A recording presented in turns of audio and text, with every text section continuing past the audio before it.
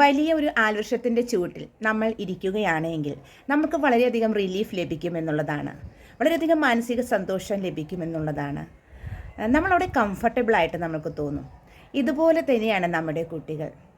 നമ്മളാകുന്ന തണലിൽ അവരെ ജീവിച്ചു വരുമ്പോൾ അവർ വളരെയധികം സുരക്ഷിതത്വം അനുഭവിക്കുന്നു എന്നുള്ളതാണ്. എന്നാൽ ഡിവോഴ്സായ പാരൻസിൻ്റെ കാര്യം എടുത്തു നോക്കുകയാണെങ്കിൽ അങ്ങനെയല്ല. കുട്ടികൾക്ക് അത്രമാത്രം കെയറും സ്നേഹവും പരിഗണനയും ലഭിക്കുന്നില്ല എന്നുള്ളതാണ് സത്യം.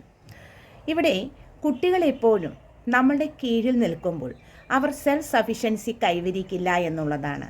ഇപ്പോൾ നമ്മുടെ കുട്ടികളെ നമ്മൾ കൂടുതലും ഹൈ ലെവൽ സ്റ്റാൻഡേർഡ് നമുക്ക് കിട്ടുന്ന വിദ്യാലയങ്ങളിൽ ചേർത്ത് പഠിപ്പിക്കുക, നല്ല വിദ്യാഭ്യാസം കൊടുക്കുക, അതുപോലെ ഏറ്റവും നല്ല ജോബിൽ അവരെ എത്തിക്കുക, ഇതെല്ലാ പാരൻസിൻ്റെ സ്വപ്നമാണ് എന്നുള്ളതാണ്.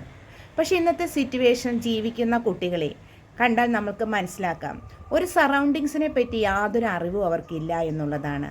അവരുടെ പുസ്തകത്തിൽ നിന്ന് ലഭിക്കുന്ന അറിവുകളും ഇന്നത്തെ ഇൻ്റർനെറ്റിൽ നിന്ന് ലഭിക്കുന്ന അറിവുകളാണ് അവർക്കുള്ളത് എന്നുള്ളതാണ്. കാരണം ലോകത്തിൻ്റെ ഏത് ഭാഗത്തുള്ള കാര്യങ്ങളെപ്പറ്റി ചോദിച്ചാലും അവർക്ക് അറിയാൻ കഴിയുമെന്നുള്ളതാണ്. അവിടെ എന്തൊക്കെയാണ് നടക്കുന്നത്, അവിടെ എന്തെല്ലാം ഉണ്ട് എന്നെല്ലാം അറിയാൻ കഴിയുമെന്നുള്ളതാണ്. പക്ഷേ നമ്മുടെ സറൗണ്ടിങ്സിലുള്ള എന്തെങ്കിലും ഒരു കാര്യത്തെപ്പറ്റി ചോദിക്കുകയാണെങ്കിൽ അവർ അത് അറിയില്ല എന്ന് പറയുകയും അവർക്ക് അതിനെപ്പറ്റി യാതൊരു വിധത്തിലുള്ള കോമൺ സെൻസ് ഇല്ല എന്നുള്ളതുമാണ്. വളരെ നല്ല ജീവിത സാഹചര്യങ്ങളിൽ ജീവിച്ച് മുന്നേറുന്ന കുട്ടികളുണ്ട്. അവർക്കെല്ലാം കയ്യെത്തിപ്പിടിക്കാൻ കഴിയുമെന്നുള്ളതാണ്.